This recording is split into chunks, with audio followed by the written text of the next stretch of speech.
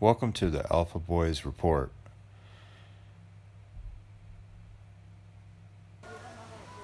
Throughout the process of the last 2 weeks, much of the time I've been spending my energies focused on Lakshmi and Gungun. Lakshmi is 6 or 7, Gungun is 13, and I've devoted much of my time trying to nurture them, provide food, clothing, and other things for them, and interacting with their family in hopes of actually putting some structure into their life and beginning to teach and care for those two girls.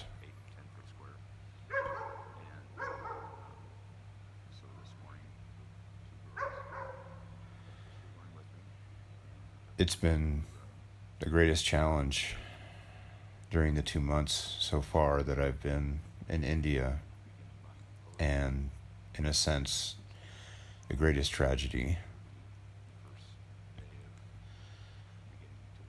Throughout this process, of course, it's a learning time for me and a time of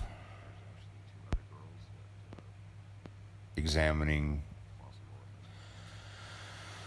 my heart as far as decision making in the process of wanting to truly start a home and a school for these children.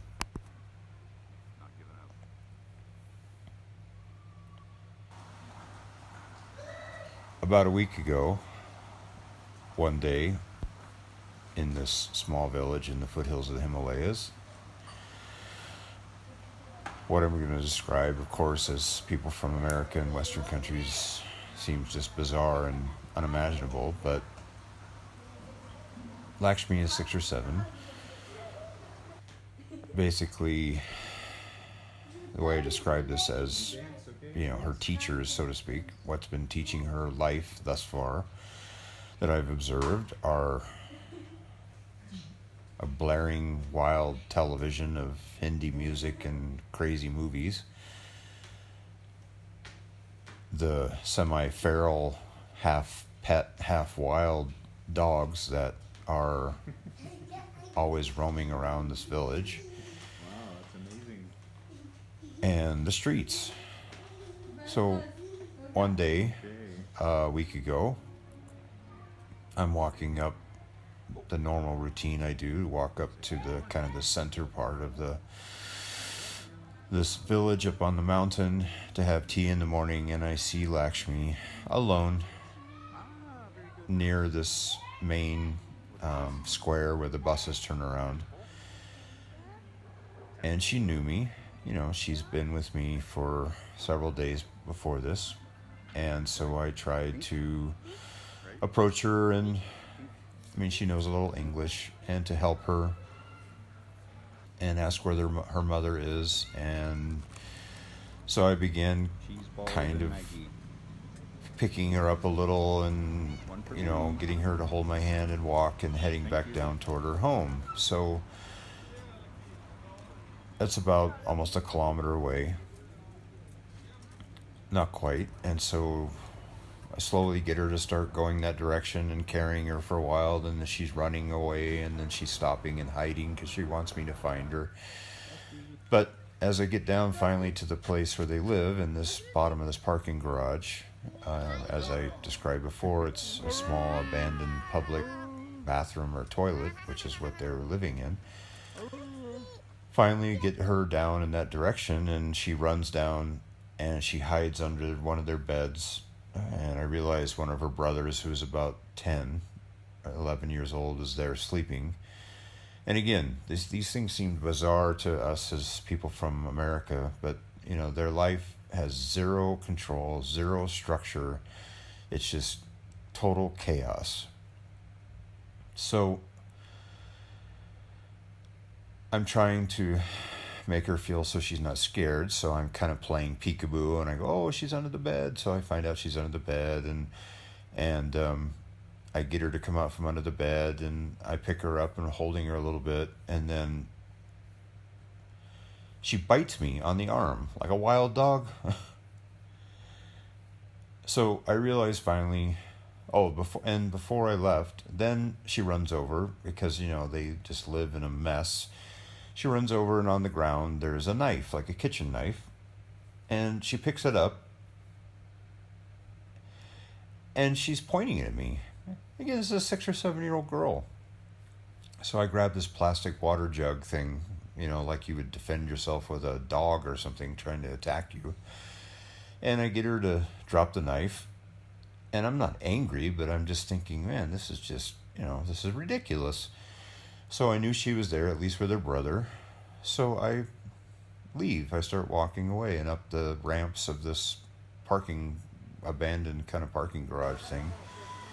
And she runs and she grabs me and she's pushing me back. So you can see the desperation of this poor child. She's scared. She doesn't know where her mother and father are. And she knew me well enough to know that it's kind of like she didn't want me there, but then she did want me there because she was scared and she didn't want to be alone. And I knew she was with her brother, and even though these other families are very poor and it's a desperate situation, there was some other families nearby that she knew, so I left. So my next part was to go looking for her older sister. So this whole long process, again, this was simply supposed to be a day where I was supposed to meet them, take them down to the area where I have tables on a terrace near my hotel where we could sit and actually have some kind of structure and some classes. And of course that never happened, but the sad reality is I found out later that her older sister and her mother were about 2 miles away, and I don't know where the father was. And at the time I found her, again, she was about 1 kilometer from her room where they live, and she was alone. It's shocking. But in subsequent days after that, I saw her several times in similar situations. Up, just walking around alone. She's begging, or she's finding coins and going and buying potato chips, and I mean, this was basically her diet. It was just a tragedy. But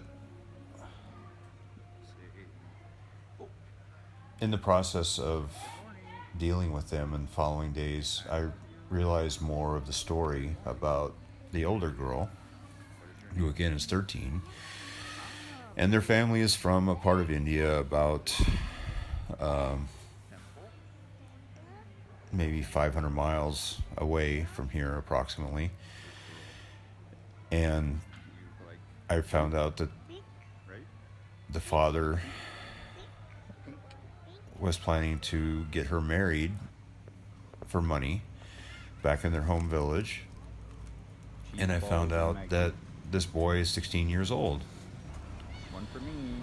And even though Thank you. I originally thought, it'd be a really bad situation, which it would be, but I thought, well, at least if the man was maybe in his 20s or something and had a job and some kind of business, and the family was somewhat able to provide for her, even though I disagreed with it, I thought if there's nothing else I could do, then I could mentally just accept the idea that she would be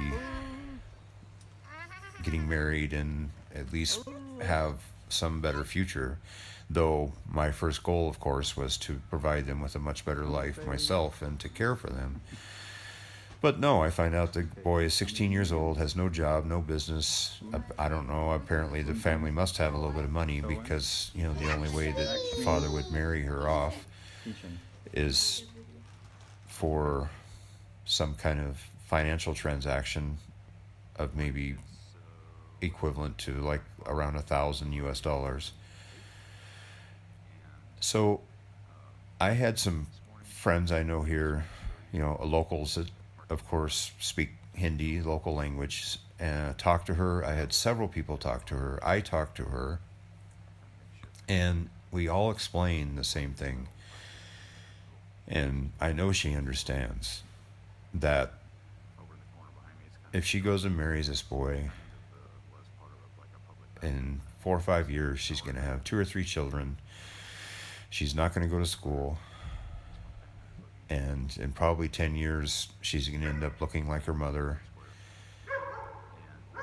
and being just beaten down, body broken, and just awful situation. Probably end up as a beggar and just have a horrible life. So I've been dedicated, focused, because I don't quit. I don't give up unless there's no way of proceeding. So about 24 hours ago in the evening, I stopped by where they live on the way back to my room in the evening, and down in that bottom of that kind of semi-abandoned parking garage, it was just unbelievable. Like, I couldn't imagine people cooking. The smoke was so thick, the air was awful. It's almost dark. It's just a nightmarish scene, and this is their life every day. But I found Gungun, and I realized she's sitting in the dark. She's on the phone, and she's crying. I tried to comfort her, and I turned on the transcribe function on my phone with Google Translation, so I could at least try to get some understanding of what she was talking about. So I realized she's talking to this boy, 16-year-old boy, and she's obsessed and thinking of the minds of any 12, 13, 14-year-old girl of any country. They're at a time in their life, obviously, where they're going from being a girl to a young woman, and their minds are not really stable, and she was just out of control. So she was crying, and with the transcription on my phone, I realized she was saying things like, what will happen with my life? Without you, I will die. What will happen to me? I mean, it just went on and on, all these things, like she was just in distress. And number one, this whole time, her mother and father, where were they? Well, her mother was in the room just watching television. She's crying, then she's screaming, and she's calling this boy. He keeps hanging up. She keeps calling. He keeps hanging up. She keeps calling. He keeps hanging up. She keeps calling. Then the mother comes out of her room, and they're screaming at each other. And it was just beyond a nightmare. I tried to comfort her as much as I could. I got her to calm down some. And I just told her good night, and I left. So the next day, with the help of another person, a man I found to do some translation for me, I went and talked to her, and I once again told her that I loved her, I cared about her and her family, and if she truly wanted my help, she had my phone number, and she could contact me, but there's nothing else that I could do as far as moving forward with actually trying to take control of them and their lives to help her, because it was to the point to where it was too detrimental to my own mental state of being and physical state of well-being. So sadly, their situation has just turned into a complete failure. I don't give up. I don't quit. I've already made contact with some other children, and I'm hoping that I might be able to begin teaching these. So I'm not going to give up, but I just wanted to share this situation and how tragic it was to have to give up. But I hope and pray that somehow, someday, that their lives will be better. And hope and pray for Lakshmi and Gungun and their family.